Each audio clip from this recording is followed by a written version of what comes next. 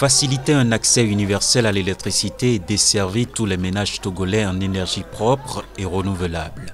C'est l'ambition de cette centrale qui va desservir 158 333 ménages et qui va permettre d'économiser plus d'1 million de tonnes d'émissions de CO2 tout au long de sa durée de vie. Construite en 18 mois par Ameya Togo Solaire, une filiale d'Ameya Power, géant des Émirats arabes unis, cette centrale solaire est érigée sur une superficie de 92 hectares. Elle se compose de 127 344 panneaux solaires pour une puissance installée de 50 MW et une production d'environ 90 255 MWh d'énergie par an. Il s'agit pour l'instant de la plus grande centrale solaire de la région, devant la centrale de Kita au Mali, et elle s'inscrit dans une série d'investissements du groupe Ameya Power en Afrique et dans la politique de développement de l'énergie solaire au Togo. La centrale Cheikh Mohammed bin Zayed de 50 MW Crête de Blita est la plus grande centrale solaire photovoltaïque de la sous-région, utilisant la technologie des trackers solaires, ce qui permet d'augmenter le rendement des panneaux solaires en leur faisant suivre la course du soleil. Elle a été financée à plus de 35 milliards de francs CFA par des prêts concessionnels de la Banque ouest-africaine de développement et par Abu Dhabi Fund pour le développement. Le Togo, qui importe plus de la moitié de l'énergie dont il a besoin du Nigeria et du Ghana, mise notamment sur le solaire pour développer avec des start-up l'accès à l'électricité de ses 8 millions d'habitants, jusque dans les zones les plus reculées du pays.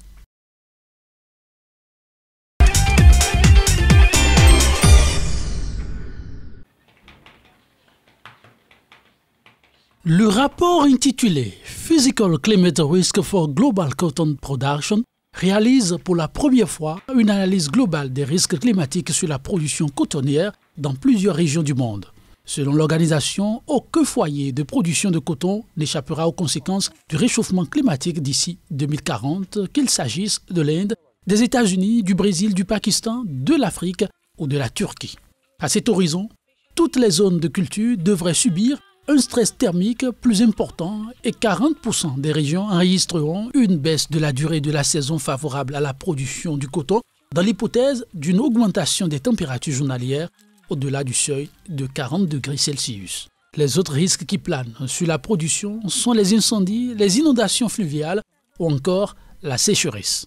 Avec la multiplication de ces épisodes, les coûts mondiaux du coton devraient encore gagner en volatilité au détriment des producteurs qui dépendent de la fibre pour leur subsistance. Déjà au Pakistan, 4e producteur mondial du coton, des inondations exceptionnelles liées à une forte mousson en 2010 ont détruit 1/5 de la récolte de fibres, privant des millions de familles de revenus.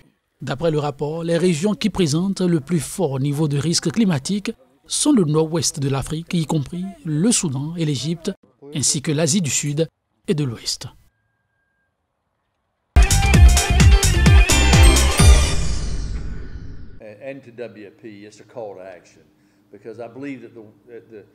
Les mois se suivent et la situation nutritionnelle continue de se dégrader à travers le monde. Le Programme alimentaire mondial, qui est l'un des principaux acteurs sur le front de l'assistance alimentaire, vient de lancer un nouvel appel à contribution. L'organisation a tiré le 22 juin la sonnette d'alarme sur la situation alimentaire critique dans certaines parties du monde. D'après David Biasley, son directeur exécutif, 41 millions de personnes sont exposées à un risque imminent de famine dans 43 pays. Pour le responsable, la situation est déjà très préoccupante au niveau de Madagascar, du Soudan du Sud, de l'Éthiopie et du Yémen. Dans ces 4 pays, 584 000 personnes vivent actuellement dans des conditions proches de la famine.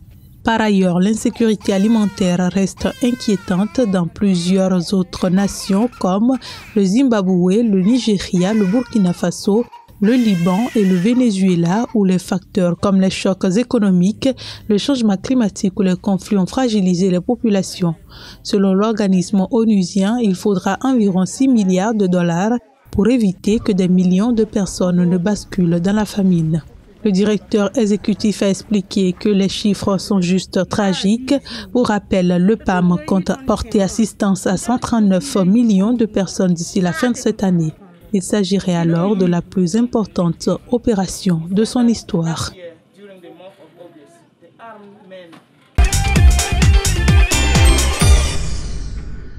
Faisons ensemble de Next Generation EU un succès pour la France, les Français et l'Europe. Et voici notre évaluation positive adoptée aujourd'hui. Cela correspond au versement de 40 milliards d'euros à la France jusqu'en 2026, une contribution extrêmement substantielle selon le président Emmanuel Macron. Ce sont les 750 milliards d'euros financés par une dette commune, le Next Generation EU et la déclinaison nationale. Et pour le plan de relance français, cela correspond, comme vous le savez, à un versement de 40 milliards d'euros à la France jusqu'en 2026. Au total, le gouvernement a prévu un plan de relance de 100 milliards d'euros, dont 39,4 milliards financés par ses subventions directes.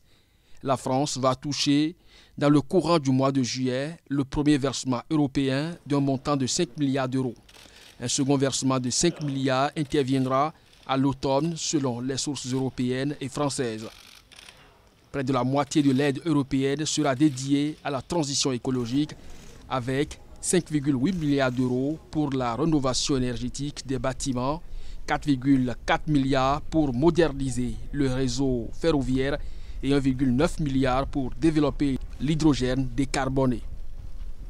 Un peu plus de 8 milliards d'euros seront consacrés à la numérisation des entreprises, des écoles et administrations, tandis que le reste de l'enveloppe doit financer notamment des dépenses en faveur de l'emploi et de l'apprentissage des jeunes, la modernisation du système de santé et des programmes de formation professionnelle.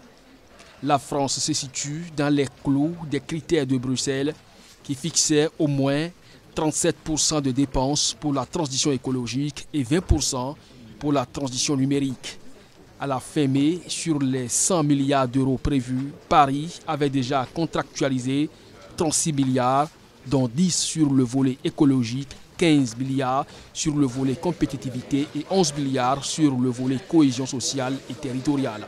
L'objectif du gouvernement est de monter à 70 milliards d'euros engagés d'ici à la fin de l'année.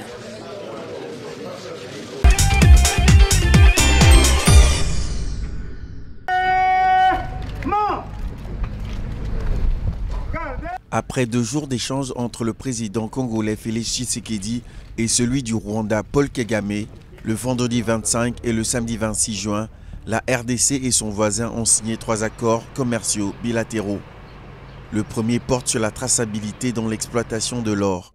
Dans ce cadre, la présidence congolaise, par communiqué de presse, a annoncé que Sakima SA et l'entreprise rwandaise Diter Ltd ont signé un protocole d'accord de coopération afin de priver les groupes armés des revenus issus de l'exploitation illicite de l'or. La cellule de communication du président congolais a déclaré qu'il y aurait complémentarité entre les 2 sociétés qui vont donc contrôler la chaîne des valeurs à partir de l'extraction par la société congolaise Sakima et le raffinage par la firme rwandaise Diter SA. Ainsi, les groupes armés qui tirent des revenus pour financer la guerre avec de l'or ne pourront plus se permettre d'exploiter ou de revendre auprès des acheteurs sur les marchés internationaux. Toujours selon la présidence congolaise, le deuxième accord porte sur la convention afin d'éviter la double imposition et prévenir l'évasion fiscale en matière d'impôts et de revenus. Et le dernier concerne la promotion et la protection des investissements. Tous ces accords visent à établir des relations diplomatiques constructives et à tourner la page des tensions entre les 2 pays qui durent depuis 1996, début de la première guerre du Congo. Nous avons perdu tant d'années à vivre en se regardant en chien de faïence, à vivre en tension, en situation de guerre, à partager la haine. Et maintenant, ça suffit. Il est temps d'expérimenter l'autre côté, le partage de la paix, de l'amour, et j'ajouterais en harmonisant nos tarifs douaniers, et ça c'est l'un des avantages, nous allons booster l'économie du côté du Congo, de l'Est du Congo. President and the people of Le président Kagame a déclaré à propos de l'engagement de son pays pour la restauration de la paix que le Rwanda s'engageait à consentir des efforts en collaboration avec la RDC dans le respect de sa souveraineté.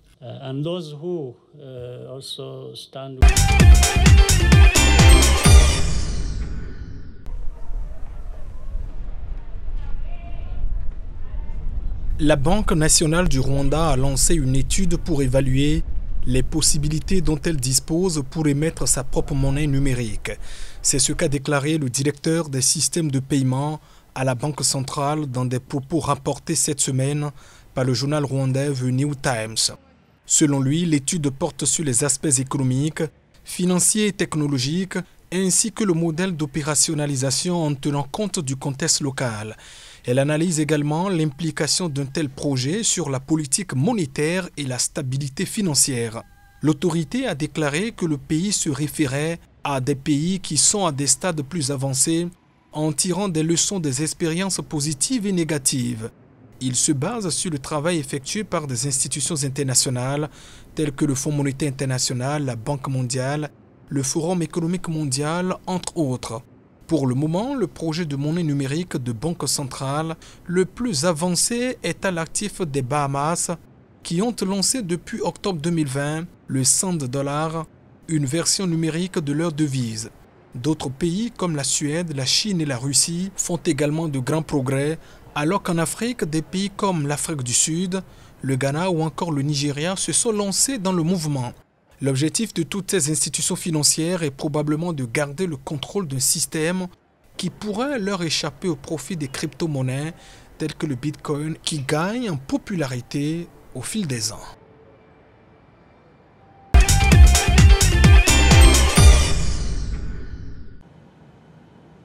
À bord des wagons, Ibrahim Al-Hamadi effectue une dernière vérification technique, puis démarre. Le jeune homme va confier plus tard à l'agence France-Presse qu'il était intrigué quand il a vu le train fonctionner. Etihad Rail s'étendra sur une voie ferrée de 1200 km reliant tous les Émirats.